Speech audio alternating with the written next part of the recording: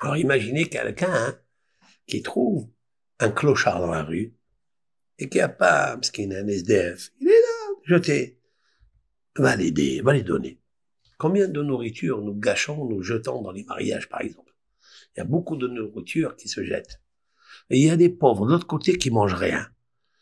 Quelle est l'organisation, quel est l'organisme qui va se mettre à ramasser tous ces, bien sûr, des choses pas qui ont été consommées.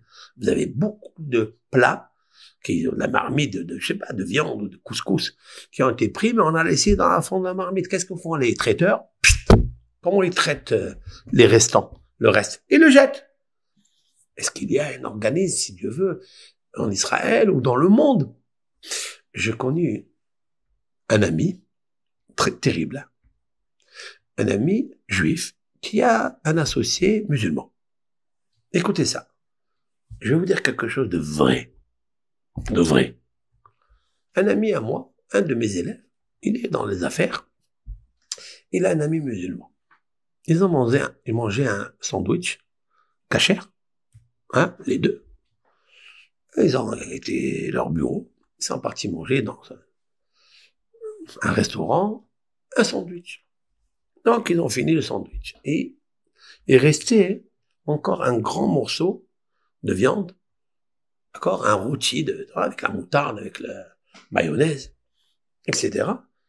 Et lui, il s'est dit, je parle pas du juif, je parle du musulman. Il dit, mais qu'est-ce qu'on va faire avec ça? On va le jeter? On va pas le jeter. Et alors, le monsieur lui dit, mais quand on fait quoi? Nous, on prend ça, on le met à la poubelle. Il a dit, attendez. Il a pris la moto, il est descendu dans je sais pas où, dans le quartier, chez lui, là, avec qui connaissait, il est parti le donner à une personne qui, justement, avait faim, ce moment-là. Et il lui a donné, donc là, un bon sandwich, il lui a donné, et avec ça, il était content, il était heureux. Puis quand mon ami m'a raconté cela, je lui ai dit, tu lui diras de ma part à ce monsieur-là, qu'il a rêvé dans le ciel quelque chose de très grand. Il m'a dit quoi? Le sandwich. Parce qu'il a donné un sandwich. Je lui ai dit oui. Il a donné un sandwich. C'est pas parce qu'il a donné un sandwich. Il a montré par là que son cœur est tendre, qu'il a pitié, qu'il a la clémence, qu'il est doux. Et ça, Hachem, il aime ça. Tu lui diras de ma part. Comme ça, je lui ai dit. Tu as fait ça? Eh ben, il va avoir une très grande richesse. Il aura une très grande abondance. De ma part, tu lui dis, je le connais pas. Tu lui diras de ma part.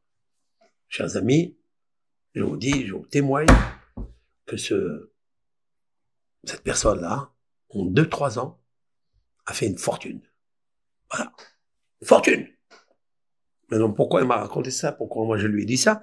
En connaissance de cause de tout ce que je vous raconte maintenant, je sais que avoir un cœur tendre, pitié pour les autres, c'est extraordinaire.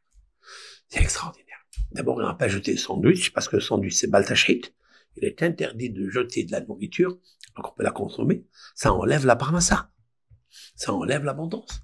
Ça s'appelle baltachrit. Ne détruis pas. C'est une loi dans la Torah. Tu n'as pas le droit de prendre ton argent et de l'abîmer. Tu prends de la nourriture et de la jeter. Tu n'as pas le droit. Tu peux la donner à des oiseaux, tu peux la donner à qui tu veux, mais tu n'as pas le droit. Ou à des poissons, tu n'as pas le droit. Alors, pourquoi? Parce que l'ange de la richesse, ou plutôt l'ange qui surveille ce qui gaspille pour rien, même qui jette des miettes, il s'appelle l'ange de la pauvreté, il le surveille. C'est un Talmud avec une histoire, etc. Bon.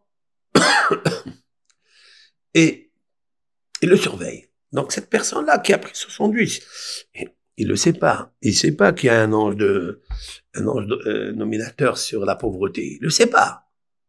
Mais il a fait son geste parce qu'il a pitié.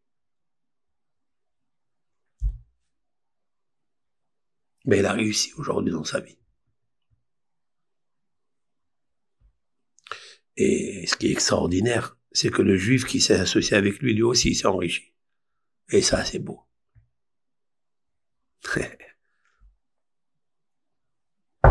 Avoir pitié.